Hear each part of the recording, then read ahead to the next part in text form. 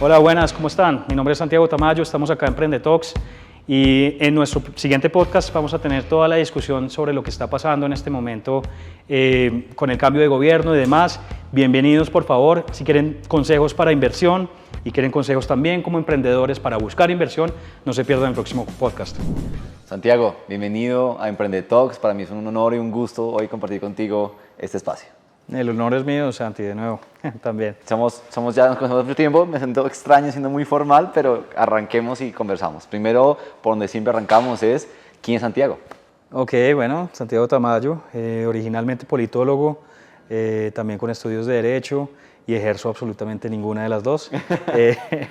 En este caso, pues soy el CEO de Santa María Investment Group. Este es un family office radicado acá en Bogotá hace 9 años.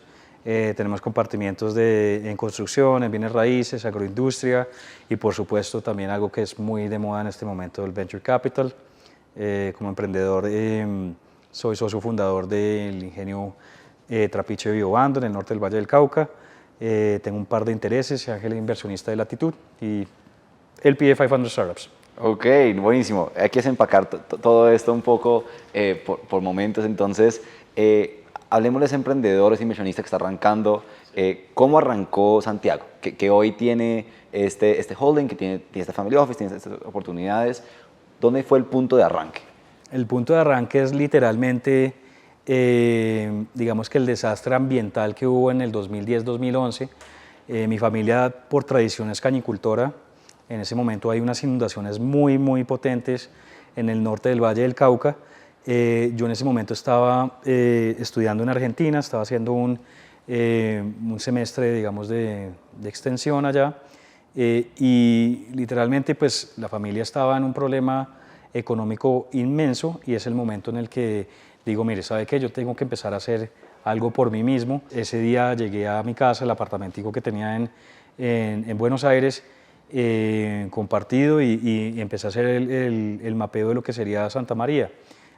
Básicamente partir del tema porque yo no tenía ninguna experiencia en finanzas ni nada de eso, de preguntarse como literalmente meterse como en internet y decir cómo hace la gente plata, la gente que tiene plata, cómo tiene plata. Eventualmente llegué, digamos, al tema de fondos, vi que era algo que era posible para mí, que era una posibilidad de diversificación de riesgo para que no nos volviera a pasar este tipo de tragedias donde estaba todo muy metido en el tema de la caña, del agro en ese momento, diversificar un poquito el riesgo y así fue como comencé como inversionista.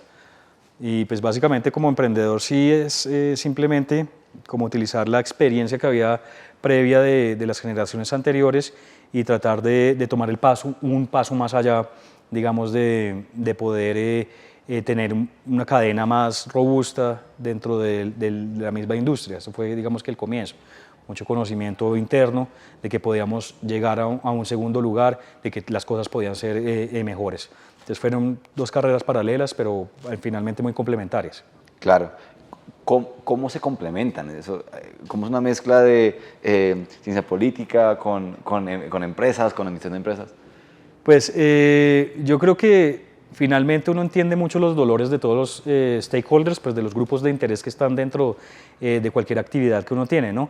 Entonces, tanto cuando yo me paro en una perspectiva de escuchar un pitch de parte de un emprendedor, sé lo que se siente que es eso, entonces de esa forma sé cuál es la necesidad de dinero, también he tenido que tocar puertas, también he tenido que buscar recursos, porque pues cualquiera que sepa, armar un emprendimiento agroindustrial es bastante pesado en capital, entonces toca tocar muchas puertas y buscar muchos recursos.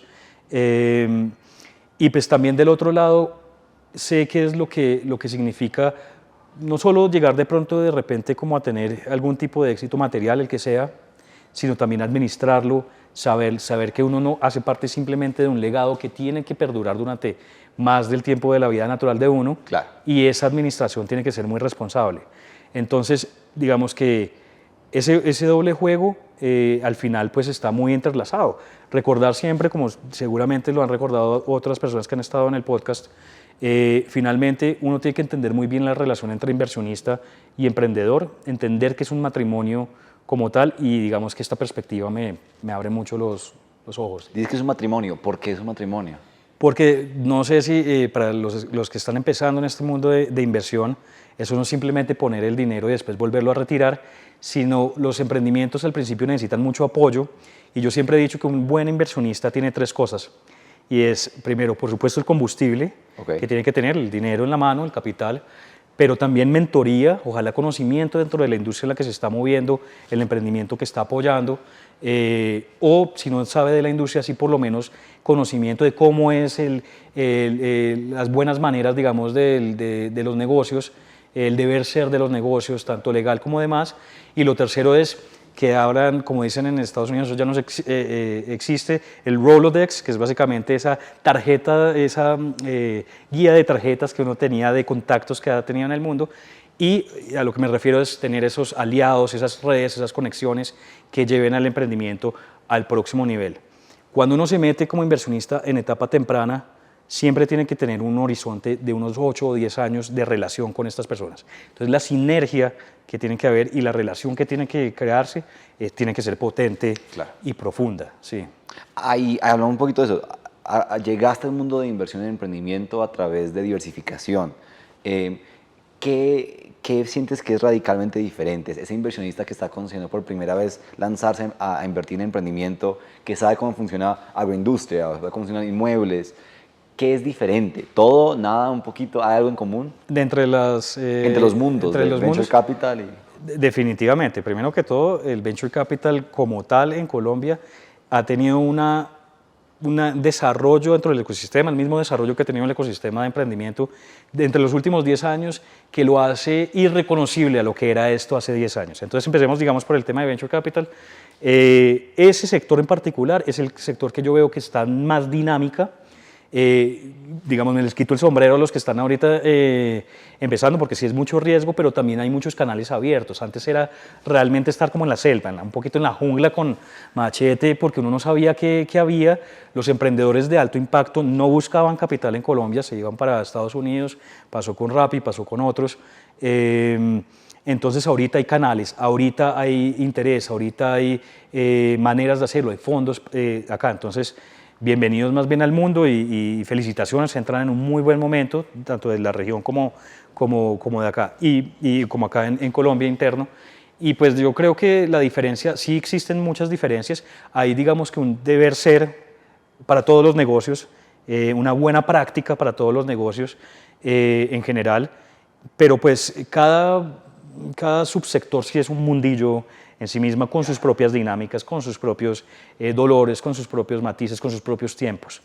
Sí, y pues digamos que tratamos de mantener, nosotros somos un equipo pequeño, pero tratamos de mantener la mayor armonía y el mayor contacto con cada uno de esos, de las personas importantes en cada uno de los sectores. Sí tienen diferencias, tienen puntos de convergencia, eventualmente todos estamos al final trabajando para que el país siga desarrollándose desde su punto de vista empresarial, y todos los sectores tanto generen trabajo como progreso en general. Y como emprendedor, ¿no? Como recibes un proyecto familiar y lo llevas a un siguiente nivel con objetivo de legado, ¿cómo se vio ese primer día? Ese primer día en el cual tú dijiste, voy a involucrarme con esto, no sé si me vuelvo de Buenos Aires, no sé cómo fue, pero ¿cómo se ve ese primer día en, estoy aquí, esto es real, tengo que sacar esto adelante? Pues definitivamente lo que sí al principio, menos mal, llegué a la situación más bien con poco conocimiento de lo que iba realmente a llevar. Yo creo que pasa mucho con los emprendedores, que al principio si les dijeran todo lo que va a ser el trabajo, dirían no me meto, definitivamente no me meto, porque sí fue muy pesado originalmente, pero ¿con qué llega uno siempre con cualquier idea? Con motivación, entusiasmo, ganas de cambiar, de tener, de crear legado, pero de crear también, digamos que sí, el próximo paso. Hay una ambición innata, obviamente, en todo el que se llama emprendedor, de querer no solo mejorar su vida, sino ser disruptivo en la industria en la que está uno y en el país en general. Y ese primer día, pues básicamente fue la planeación, digamos, tratar de ser muy organizados con el tema y, como dicen en inglés, muy naive, Ingenuidad. Muy ingenuo sobre lo que se venía, menos mal, porque si no, no tendríamos el hambre para después seguir como, bueno, me metí en esto, quiero terminarlo. Y así fue como comenzamos, con mucha también con mucho amor por este país. Es un emprendimiento muy ligado a lo más primordial supongo que del país, que es la misma tierra como tal y el trabajo desde la tierra y desde el campo. Entonces siempre un respeto muy grande hacia esos procesos. Claro. Y ahí ha sido algo que hemos escuchado con personas que han estado aquí en este sofá, y es que esto es duro, esto es difícil, esto es complejo, uno sabe en qué se está metiendo. ¿Cómo hacemos que eso no desmotive? O sea, ¿por qué hacerlo entonces? Si es tan complejo, ¿por qué vale la pena apostarle al emprendimiento? ¿Por qué vale la pena invertirle en emprendimientos que pueden fallar? ¿Por qué vale la pena hacer esto? Las razones son como las personas, ¿no? O sea, pueden haber mil razones. De fondo, por supuesto, yo creo que una de las primeras cosas es la motivación personal de crear, ser disruptivo y crear algo que quede en la posteridad, crear un cambio. Después de ahí se desglosan una cantidad de situaciones, digamos, yo solo puedo hablar por mí, y es crear, digamos, ser disruptivo para mejorar las condiciones del país, tanto desde el emprendimiento como desde las mismas personas que trabajan en el día a día, proveer ese espacio de empleo masivo, ojalá, si podemos ser exitosos en eso, crear espacios, digamos, de desarrollo, y como inversionista esa es la motivación, porque realmente en la inversión en etapa temprana, digamos que los porcentajes de riesgo de que uno pierda todo son bastante altos. Sí.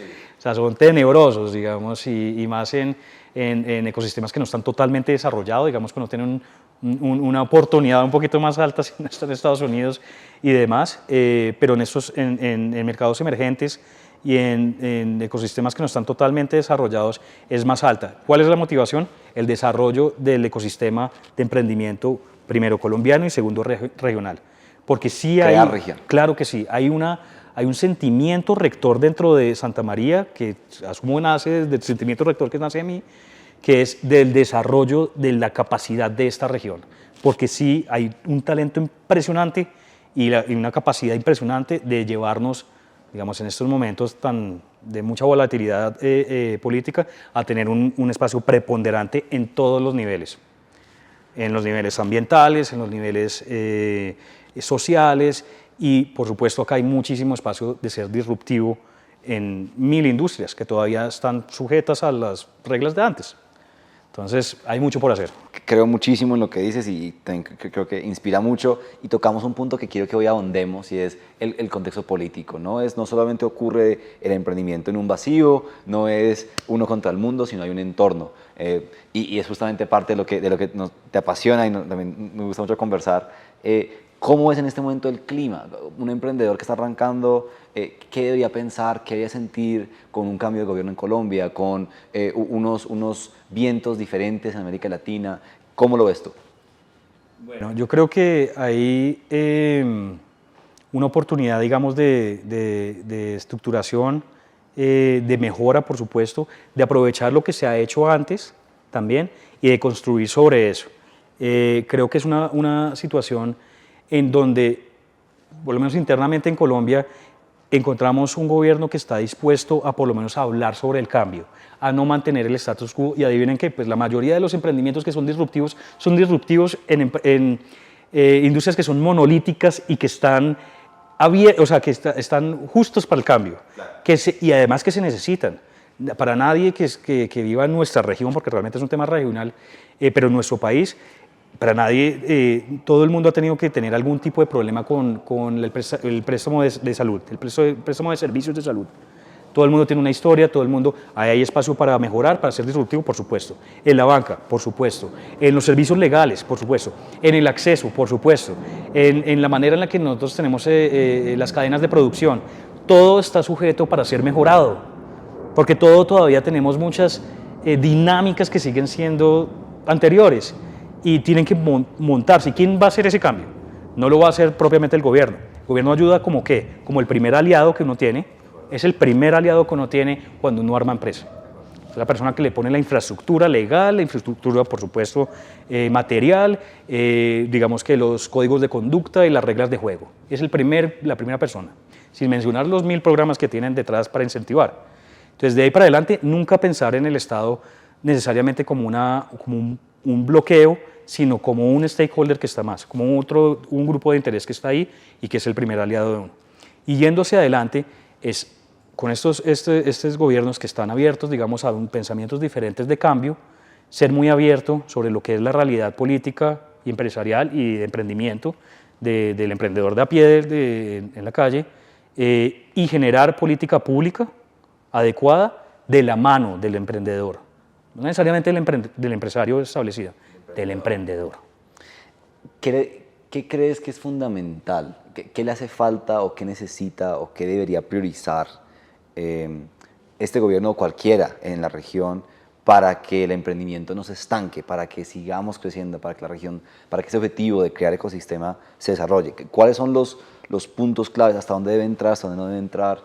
Ok, yo creo que, digamos, una de las cosas más claves es bajarle la carga tributaria a esos emprendimientos. Es que uno puede jugar un juego de ser, digamos, si usted ya tiene una industria establecida, ya usted puede mirar, está generando, que hay muchas, en el oil and gas, o sea, en temas mineroenergéticos, en temas bancarios, vemos unas muy buenas entradas.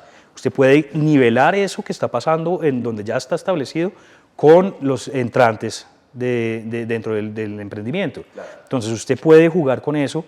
Digamos, el tema de la carga tributaria es importante para los emprendedores. La política pública de acceso, sobre todo, también.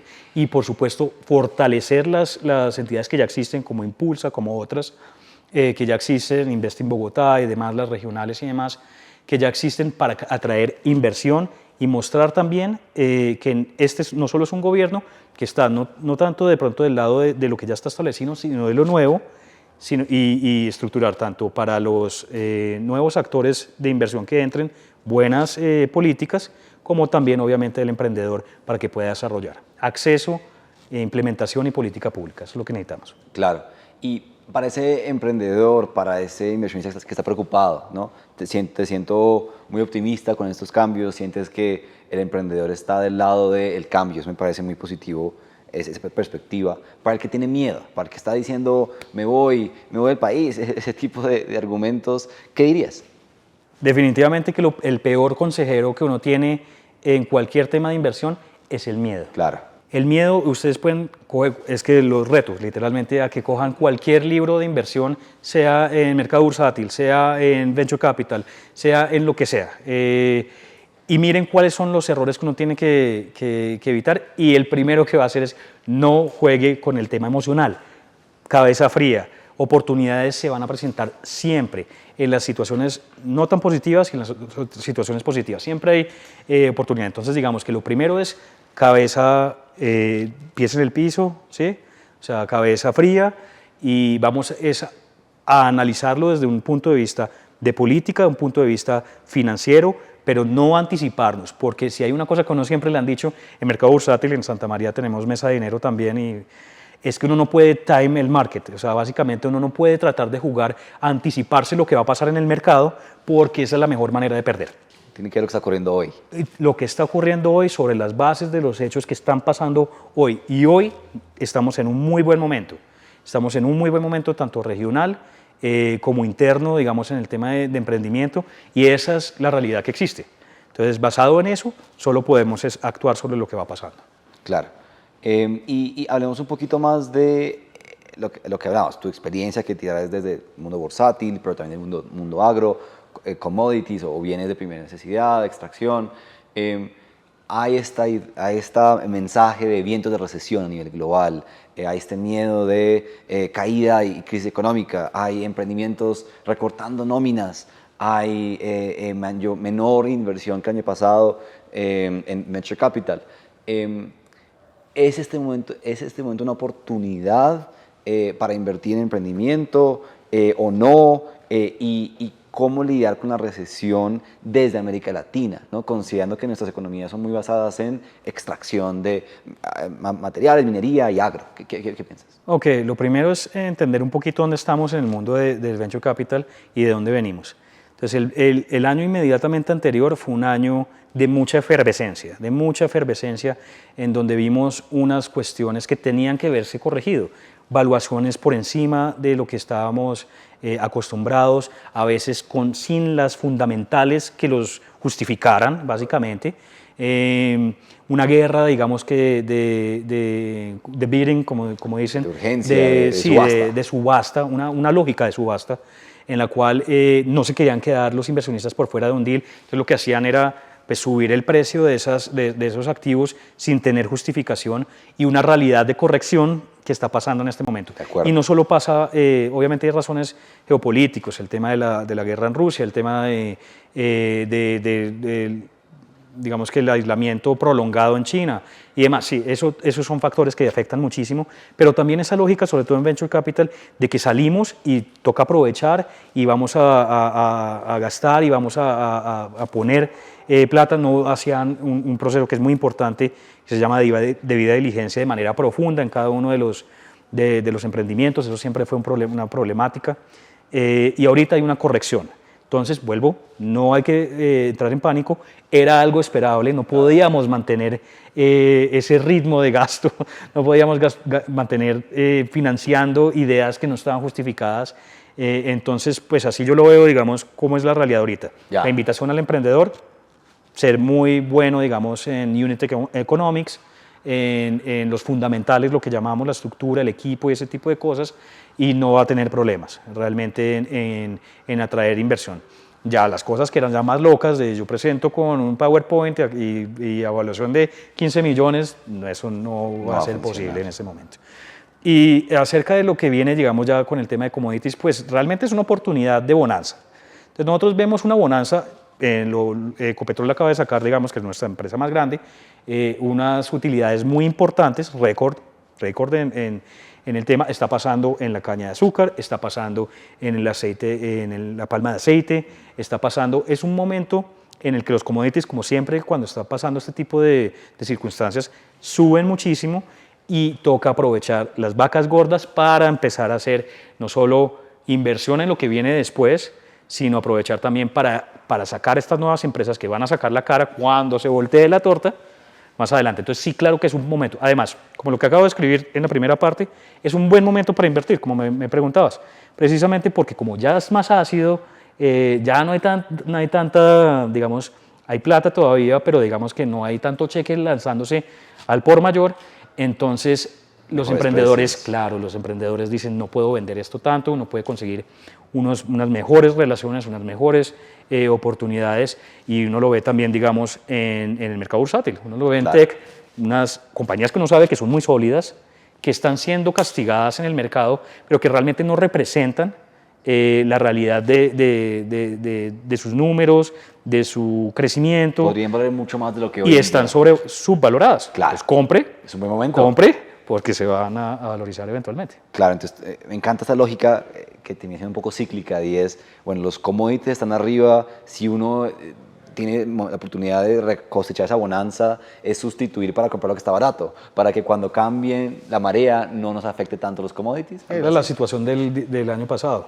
Claro. En Colombia, esto de pronto es un poquito más interno, pero en Colombia había un problema, digamos, con el abastecimiento por los paros que habían, claro, y ese tipo de activos estaban muy abajo, pero claro, ¿qué lo estaba compensando? Y es el tema de lo que siempre hablan los inversionistas, diversifique. Claro. Porque lo compensaban las stocks que uno tuviera de pronto en tecnología, temas de mercado bursátil, ese tipo de cosas lo compensaban, y en emprendimiento también. Ya, no, interesantísimo. Y ahí creo que estamos comparando mucho entre el mundo del agro y el mundo tradicional con el mundo del emprendimiento. Pero también creo que vale la pena comparar el mundo de empresas en la bolsa con startups. ¿Hay una correlación o están separados? En tu experiencia, para aquel que sabe invertir en bolsa, ¿sabe invertir en emprendimiento o no es lo mismo? No es lo mismo. Estamos hablando, una startup por definición siempre tiene una lógica, tiene una forma de actuar, tiene una forma de pensar en el crecimiento que es diferente a una empresa que ya salió a bolsa y que es madura. No más desde los requerimientos que le hace a uno la SEC en Estados Unidos para poder salir a bolsa, pues hablamos de madurez, de equipos donde muchos lo hemos visto mil veces, lo hemos visto en Apple antes, ya de pronto inclusive han sustituido en su C-level, o sea, en sus cargos directivos, al fundador original, que sigue siendo de pronto parte como accionista mayoritario de la Junta o lo que sea, pero no necesariamente manejando el día a día.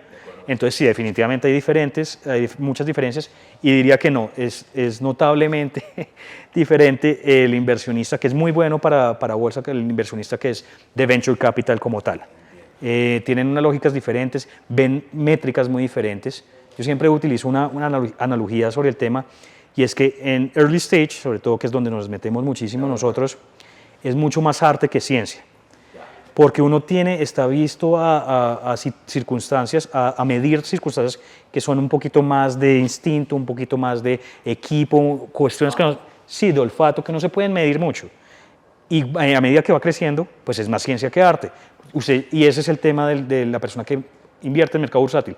¿A qué ve? Usted ve líneas de resistencia, usted ve cuánto sacaron en este quarter, porque lo tienen que anunciar además, en utilidades, usted ve muchos números que puede coger, ve la ciencia dentro de la empresa. Entonces, son muy diferentes. Entiendo, no, ahí fascinante. Y ahora, no solamente de Colombia, sino a nivel de región, hablamos de un relevo presidencial en Brasil en estos días, en estos meses, vemos unos cambios de presidencia en Perú, en Bolivia, en Nicaragua, ahora AMLO en México, pues, está llegando a finales de su periodo presidencial. ¿Cómo debe navegar el emprendedor eso? ¿Debe estar pendiente de esta política? ¿Debe ignorarlo? ¿Debe enfocarse únicamente en su tracción? ¿Tú qué piensas? Pues voy a ser un poquito directo con esto, qué pena si soy ofensivo, pero el emprendedor que ignore el panorama político donde está operando su empresa, sea en su casa matriz o en otro, está siendo muy estúpido. Porque uno está sujeto al final a la política pública que saque cualquier gobierno, en temas regulatorios, en temas tributarios, en temas laborales. Todo eso puede empeorar muy rápidamente en las perspectivas según quién esté gobernando, según la política pública donde esté, los intereses reales del gobierno. Entonces, definitivamente sí tienen que estar pendiente. ¿Y uno qué debe ver? Es decir, adaptarse a lo que va a ocurrir o ver el presente, como tú decías, estar pendiente de... ¿Uno no puede time la política? ¿También? ¿Uno puede calcular qué va a ocurrir con la política o qué? Pues gracias a Dios estamos hablando en este caso de emprendimientos y no empresas establecidas. Volvemos a un poquito de las diferencias. Parte del tema del emprendimiento, y sobre todo en Latinoamérica, en Estados Unidos y en otras economías no es tan importante, aunque igual es ese espíritu de flexibilidad, ¿sí? De aprovechar lo que va viniendo. El emprendedor como tal es un superviviente, ¿sí? Es un sobreviviente, es adaptabilidad y tiene una resiliencia interna e innata. Entonces ese, digamos, channel, o sea, toquen la puerta a esos sentimientos de adaptabilidad, de flexibilidad, de resiliencia para acoplarse a cada una de las cosas. Pero por definición la estructura de una startup nunca puede ser tan rígida, ¿no? Como la de una empresa grande. Las empresas se demoran un año en mirar si entran a un país. Una startup, 2 o 3 meses, miramos a ver si hacemos onboarding. ¿Sí? Total. Ahora, a lo que me interesa hablar un poquito es a ese emprendedor que está arrancando su emprendimiento en este momento. Hablemosle a, lamentablemente, esta cantidad de personas que tuvieron que ser pues, cortadas del trabajo, ¿no? Por los recortes que han hecho en personal los emprendimientos, que ya adquirieron algo de conocimiento en startups, que de pronto están considerando, me equivoqué, debo retirarme de este mundo, prefiero la multinacional. ¿Qué le dirías a esa persona que está considerando o emprendo o me empleo en otra parte? ¿Qué le dirías? Que no pare. Que no pare, que no todo el mundo está hecho para ser emprendedor, eso sí es la verdad de la vida, ¿sí? Creo que sí está para ciertas personalidades, más que cualquier otra cosa, son cuestiones de tolerancia a la frustración y de resiliencia ante la misma, ¿sí? Y eso no tiene nada de malo, ¿sí? O sea, hay gente que se siente más cómoda empleándose y demás, pero si usted siente que tiene ese espíritu emprendedor, que es capaz de sacar, que quiere cambiar ciertas cosas, que quiere cambiar, esa es un poquito la diferencia entre el dueño de una pyme y de un emprendedor, es, digamos, usted quiere cambiar algo que usted ve mal, quiere ser disruptivo en alguna cuestión, siga adelante. Tenga las ganas, que la mayoría de los emprendimientos que yo conozco que salido a ser exitosos o de los cuales yo mismo he hecho éxito por su trabajo y demás, éxito, pues, la salida de la inversión, básicamente el retorno de la inversión, el diferencial realmente es que no se han rendido, Ya. que no han sucumbido, digamos, a la presión, Ya. que han tenido las ganas de seguir adelante y no, hermano, yo creo en esto, yo le creo, si la mayoría de las puertas van a estar cerradas, eso es así, seguir tocando porque eventualmente sí existen, No se abren. sí se abren, sí toca pivotear, toca cambiar de estrategia, toca hacer lo que sea que toque hacer, hagámoslo y seguir, definitivamente. Santi, creo que ha sido una sesión buenísima, interesantísima. Gracias por acompañarnos hoy. Ya para cerrar, me encantaría pedirte dos cosas. Uno, y es, ¿qué consejo le das a ese inversionista? ¿Qué le das al consejo? Hemos hablado mucho del panorama, pero concretamente, independientemente si es 2022 o 2019, 2032, ¿qué no debe olvidar un inversionista en el mundo del emprendimiento? Y por otro lado, el emprendedor. ¿Qué le vas a decir a ese emprendedor tecnológico o no tecnológico, también tradicional, que está queriendo arrancar? ¿Qué le dirías? Bueno, por el lado del inversionista, lo que veríamos hablando. No olvidar siempre que cuando hay lo que llaman un bearish market, que es cuando se va para abajo el tema, en todo sentido, tanto en emprendimiento como en el mercado, esto rebota. Y si usted ahorita es pesimista, o sea, esto es un poquito como la mentalidad de masas. Entonces, si todo el mundo está yendo para allá, trate de pensar en cómo podría, si usted está invertido en una empresa que tiene los fundamentales y va para mercado bursátil y para emprendimientos, que tiene los fundamentales en los que usted cree y una buena idea y demás, siga ahí. No sucumba al miedo, es lo principal. Y al emprendedor, lo que acabamos de mencionar, es un momento para hacer recortes en lo que estamos mal. Si necesitamos aplicar el tema para las finanzas de la empresa, es el momento. Es el momento de ser ácidos y digamos que un poquito autocríticos de manera constructiva para crear una empresa más sólida y un mejor sueño. Pero no es el momento de desistir. Es el momento de seguir. Es el momento de ser resiliente. Es el momento de mostrar garra. Es el momento de mostrar espíritu y ganas y eventualmente vamos a llegar a las oportunidades. Santi, gracias. Gran cierre de sesión. Aquí bienvenido siempre. Hay que tener una parte 2 muy pronto. Muchas gracias, Arti. Un placer estar acá. Claro que sí.